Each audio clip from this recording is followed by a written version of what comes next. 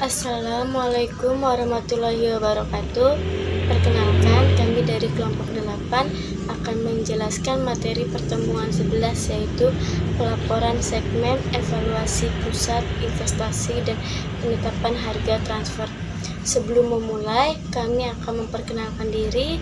Terlebih dahulu, nama saya Melvi Mulyanasari dari SAKP 011, Fakultas Ekonomi, jurusan S1 Akuntansi. Nama saya Nurinda Fitriani dari kelas SAKP 011, Fakultas Ekonomi, jurusan S1 Akuntansi. Sistem akuntansi pertanggungjawaban.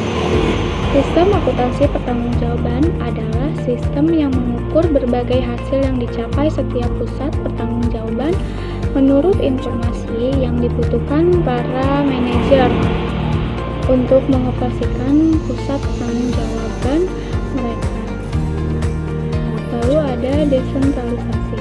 Desentralisasi adalah praktek pendelegasian wewenang pengambilan keputusan pada jenjang yang lebih rendah. Pengambilan keputusan desentralisasi berfungsi untuk memudahkan manajer pada jenjang yang lebih rendah untuk membuat dan mengimplementasikan keputusan-keputusan penting yang berkaitan dengan wilayah pertanggungjawaban. Selanjutnya ada 4 alasan melakukan desentralisasi. Yang pertama, mengumpulkan dan menggunakan informasi lokal.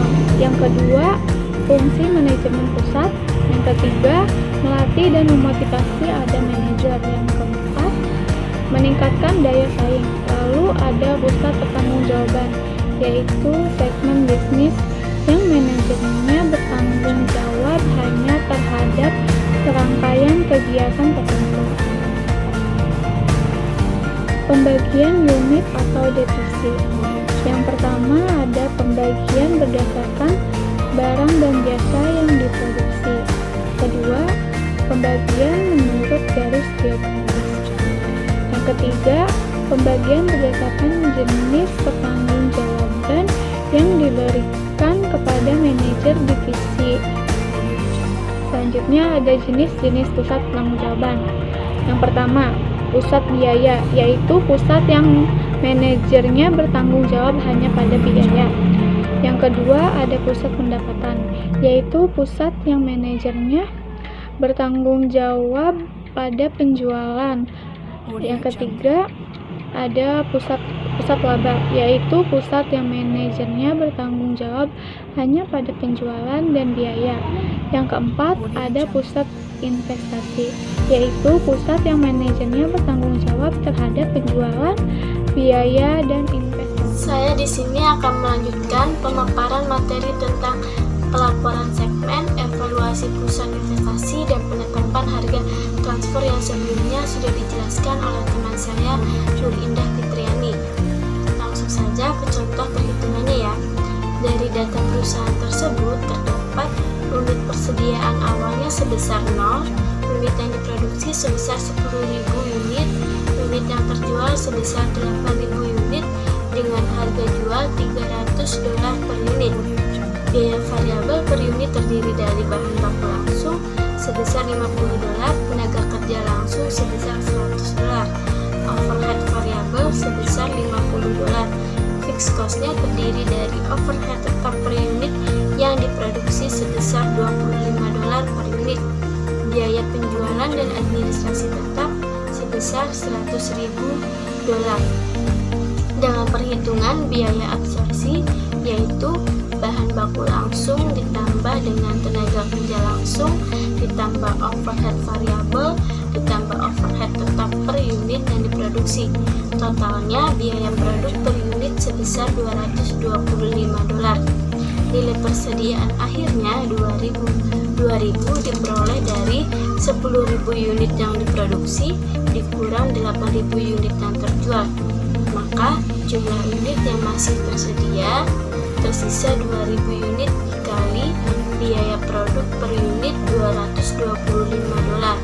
Maka hasilnya $450.000 nilai persediaan akhirnya yang disediakan untuk perhitungan biaya variabel sama, hanya tidak memasukkan biaya overhead tetap per unit, maka hanya bahan baku langsung ditambah tenaga kerja langsung ditambah overhead variabel, totalnya biaya produk per unit sebesar $200.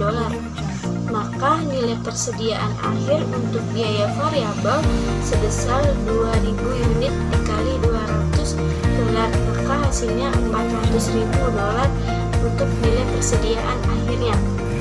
Kemudian membuat laporan laba rugi menurut perhitungan biaya absorpsi. Penjualannya sudah diketahui, yaitu $300 dikali 8.000 sebesar 2.400.000, kemudian dikurangi harga penjualan sebesar 1.800.000 diperoleh dari 8.000 unit barang yang terjual dikali $225. Ini adalah biaya produk per unit untuk absorpsi.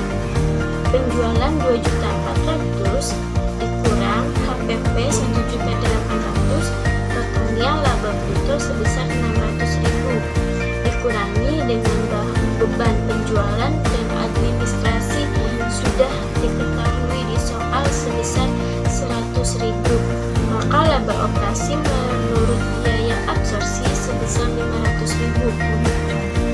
Sedangkan laporan laba rugi menurut perhitungan biaya variabel, penjualan sama, yaitu 8.000 dikali $300 sama dengan 2.400.000 dikurangi HPP variabel. HPP diperoleh dari 8.000 unit barang yang terjual dikali 200 biaya produk per unit variabel, totalnya 1.600.000. Penjualan dikurangi dengan HPP variabel, ketemu margin kontribusi sebesar 800.000, dikurangi beban tetap yang sudah ada di soal sebesar 350.000, maka margin kontribusi 800.000 dikurangi beban tetap 350.000, ketemu laba operasinya sebesar 450.000. Lalu laporan laba rugi segmen dengan menggunakan perhitungan biaya variabel. Apa sih segmen itu? Segmen adalah subunit suatu perusahaan yang cukup penting dalam pembuatan laporan kinerja. Segmen dibagi menjadi beberapa, yaitu divisi, departemen, lini, dan produk. Dalam laporan laba rugi, segmen beban tetap dibagi menjadi dua kategori, yaitu beban tetap langsung, beban tetap yang secara langsung dapat ditelusuri ke suatu segmen. Yang kedua, beban tetap umum, beban tetap yang disebabkan oleh dua atau lebih segmen secara bersamaan. Mungkin itu saja penjelasan dari saya, kurang lebihnya mohon maaf. Wassalamualaikum warahmatullahi wabarakatuh.